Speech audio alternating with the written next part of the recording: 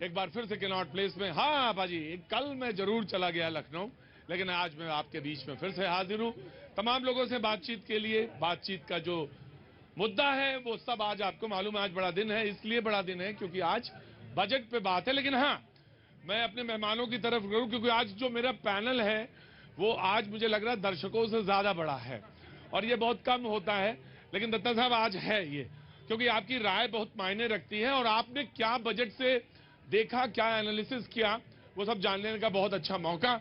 लेकिन हाँ, मैं आज हो सकता है क्वाइट पॉसिबल कि मैं आज आपसे ज्यादा ना बात कर पाऊं आप लोगों से, लेकिन हाँ फिर भी कोशिश करूंगा। कहां से आना हुआ साहब आपका? नजफगढ़ दिल्ली। नजफगढ़ दिल्ली से। क्या काम करते हैं साहब? प्राइवेट कंपनी में काम करता बजट का आज कोई रिएक्शन आपका? हूँ। बहुत अच्छा है। 7 लाख से तक कोई अपने देना नहीं अपने को टैक्स नहीं देना है, तो वो बहुत अच्छा हो गया है, ये बहुत बढ़िया काम हो गया। सर बाबूजी नमस्ते। सर कैसे हैं आप? कैसे आना हुआ इधर? बस आपको देखा, आप तो घूमने आए तो लखनऊ से हैं। अच्छा, आप तो लखनऊ से हैं? क्या बात है। लखनऊ में कहाँ से? गोमती नगर से। तो बजट पे कोई रिएक्शन देख पाए बजट की? नहीं, बहुत ज्यादा नहीं देख पाए, थोड़ा बिजी डे था हमारा।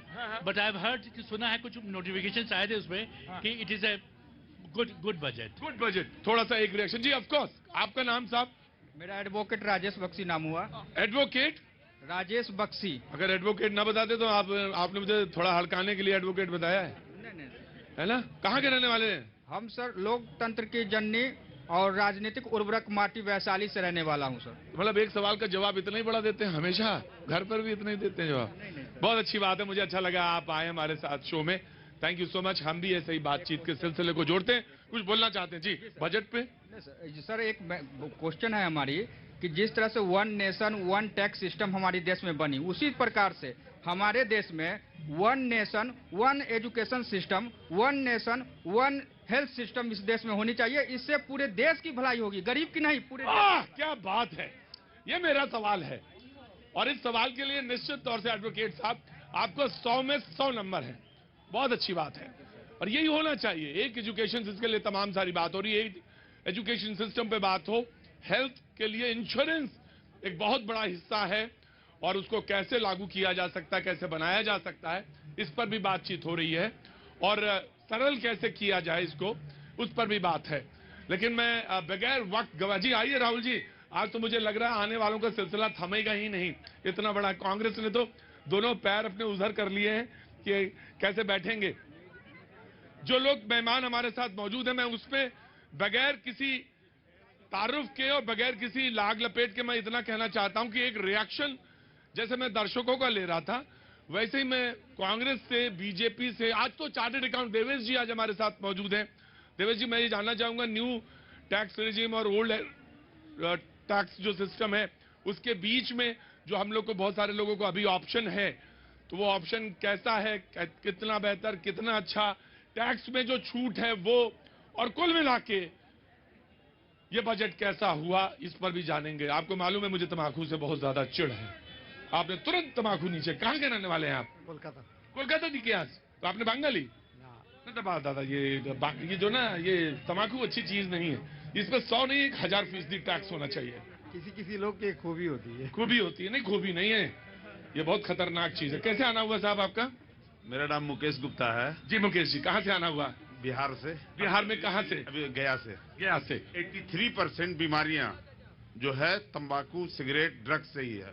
समझाइए इनको। और 65% अपराध जो है, हाँ। उसका कारण भी यही सब नशा है। देखिए, पूरी रिसर्च करके आए हैं। कितने फीसदी बीमारियों की जड़ है ये नशा? 83%। 83% बीमारियों की जड़ ये तंबाकू है। और कितने फीसदी अपराध की? 65% जो है मीडिया एंड पुलिस दोनों का है ये आंकड़ा। ये आंकड़ा हम तो कहते हैं, आप कह रहे थे मीडिया और पुलिस भी इसमें शामिल है। हमको तो डर लगा कहीं ऐसा ना कह रहे हो कि मीडिया और पुलिस भी इसमें शामिल है। थैंक यू सो मच, बहुत बहुत बढ़िया। जनता अपने आंकड़े लेकर आती है, लेकिन आज आंकड़ों की बात भी करेंगे हम, लेकिन आंकड़ों को कितना सरल किया जा सकता है इस पर भी बात करेंगे। बीच बीच में एक छोटा मोटा रिएक्शंस लेते रहूंगा मैं, लेकिन सबसे पहले कांग्रेस ने अपने पन्ने पलटने शुरू कर दिए हैं, लेकिन मैं बीजेपी लगता है कि अपने बजट के बारे में पहला रिएक्शन मैं मनोज से लेना चाहूंगा। मनोज, आपका रिएक्शन पहला। सारे लोगों से मैं एक एक रिएक्शन लेके इनिशियली फिर मैं आगे बढ़ूंगा आगे जी। देखिए प्रतीक जी, ये अमृतकाल का पहला बजट है और जब आजादी के 100 वर्ष आज भारत मनाएगा, उसकी बुनियाद रखने वाला ये बजट है। ये सर्वस्पर्शी सर्वसमावेशी जन जन का बजट है, जहां महिलाएं, किसान, युवा, शिक्षा, स्वास्थ्य सबको समाहित करने वाला जन हितैषी बजट है और जनता के लिए, जनता के सपनों को साकार करने वाला। केजरीवाल जी ने कहा कि स्वास्थ्य पे, शिक्षा पे जो हिस्सा कम किया गया है वो चिंताजनक है, उन्होंने ये बात कही है। तो आपका कहना है कि सारे लोगों को समावेशी है? निश्चित रूप से देखिए, सबसे पहली सौगात देने का काम किया कि 7 लाख की जो आय है उसको टैक्स फ्री करने का काम किया है। 5वीं बड़ी अर्थव्यवस्था भारत बन चुकी है और जिस तरह से जो बजट का आकार बढ़ा है, यूक्रेन युद्ध और ये कोरोना महामारी होने के बावजूद जो आकार बढ़ा, उससे लगता है कि इस आपदा के अंदर अगर इस देश की अर्थव्यवस्था को मजबूती से मजबूत रखने का काम किया है तो नरेंद्र मोदी जी के नेतृत्व में किया। लेकिन कोई रिएक्शन अगर जल्दी जल्दी देगा तो मैं आता भी जाऊंगा। Rahul, your reaction first, very quick. रुको, वो एक पे एक ही वो भी बंद करवाते हैं, सबसे पहला काम वही करना है जी। बजट में दर्शन काफी बड़े बड़े हैं, लेकिन जो आंकड़े हैं वो जिस तरह से एलोकेशन होना चाहिए, जैसे मान लीजिए नई शिक्षा नीति की बात कितना सरकार लंबे समय से कर रही थी और उसमें कह रही थी कि जीडीपी का 6% खर्च किया जाएगा और शिक्षा के क्षेत्र में देखिए बजट घट गया। आप सोच के देखिए कि चीन का जो रक्षा बजट है वो हम लोगों से 3 गुना ज्यादा है। भारत ने रक्षा बजट में केवल 12% की वृद्धि की है, वो भी अधिकांशतः वेतन और दूसरे मदों में खर्च हो जाएगी। तो जब हम रक्षा के आधुनिकीकरण की बात करते हैं उसके लिए भी देखिए रक्षा बजट हमारा कम पड़ जा रहा है। तो अलग अलग मामलों को देख के देखें, जो सरकार ने जरूर अभी जो तमाम 72 एक बड़ा सा नारा इन्होंने लगाया। हाँ, एक चीज से मैं खुश हूं इसमें कि सरकार ने एक तरह से पूंजीगत व्यय कैपेक्स के मामले को लेकर यहाँ पे एक बड़ा सा दिल दिखाया और वहां पे वो 3% जीडीपी का 3% वो खर्च करने का दावा कर रही है। लेकिन देखिए जो मेरा शो है उसकी एक खूबी ये है कि ये बहुत आम लोगों का है। जब आप कैपेक्स कहते हैं तो जस्ट एक्सप्लेन कि वो उसका मतलब क्या है। देखिए, कैपेक्स का मतलब ये कि पूंजीगत व्यय, कि जो आप जैसे कुछ वो मूलभूत इंफ्रास्ट्रक्चर से संबंधित चीजें जो लॉन्ग टर्म अर्थव्यवस्था को मदद करेंगे, मजबूत करेंगे, उसमें सरकार ने जोर लगाया है। चूंकि देखिए सरकार जान रही है कि इसमें अगर अर्थव्यवस्था को गति प्रदान करना है तो उसमें जोर लगाना आवश्यक है। लेकिन मैं आपके चैनल के माध्यम से कहूंगा कि ये काफी अच्छी सोच है, लेकिन पूर्व के बजट में अगर हम लोग देखते हैं तो इसके क्रियान्वयन में कमी आती है। जैसे प्रधानमंत्री सड़क जोड़ो योजना के अंतर्गत अगर पिछले तिमाही के आंकड़े देखता हूं तो उसके लक्ष्य केवल 41% ही पूरे किए जा सके। तो ये बजट का आवंटन तो बहुत अच्छा चीज है, लेकिन प्रधानमंत्री कार्यालय इसके क्रियान्वयन पे भी बड़ी गंभीरता से मतलब इन्होंने कहा कि 41% जो है पिछली बार का जो आवंटन था उस पे हुआ, काम हुआ, लेकिन बाकी हिस्सा अधूरा रहा, उस पर भी मॉनिटरिंग और ऑब्जर्वेशन होना चाहिए। रिएक्शन दत्ता जी का, ऑफकोर्स मैं आया। दत्ता जी, वेरी शार्प रिएक्शन। प्रतीक भाई, जो लोग मानसिक रूप से ब्लैक होल में रहना चाहते हैं उनका तो उद्धार हो नहीं सकता। Nobody wants to live black hole. कौन रहना चाहेगा? बहुत है जो पसंद करते हैं ब्लैक होल में रहने के लिए, तो उनका तो उद्धार हो नहीं सकता है।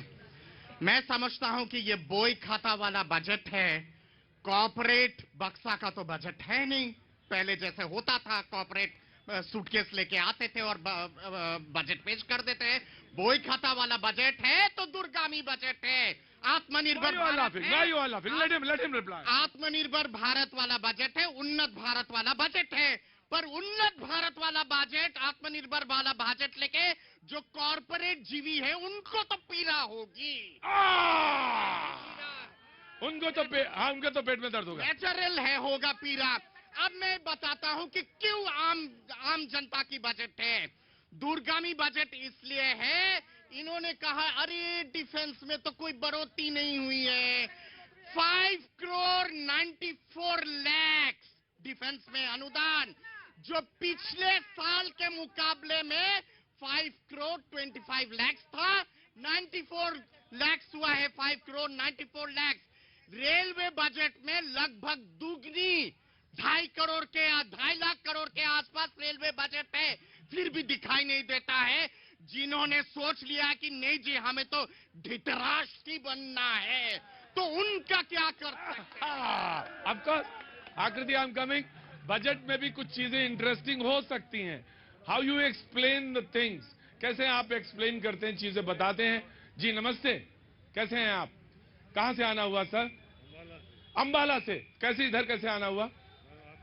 मुझे देखने आए थे। मैंने तो कहा कि दिल्ली में अब इस पे भी हम सोचते थोड़ा टैक्स लगाना चाहिए, देखने पे भी जरूर।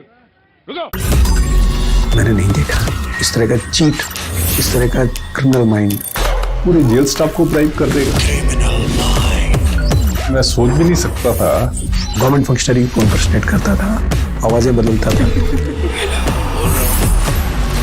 टारगेट भी बहुत पावरफुल धनवान लोगों को करता है। ये एक ही चीज से रुक सकता है, अगर आप इसकी जीभ काट दो। न्यूज चैनलों के इतिहास में पहली बार न्यूज 18 इंडिया की web series FIR number 208 streaming 3rd February 9 PM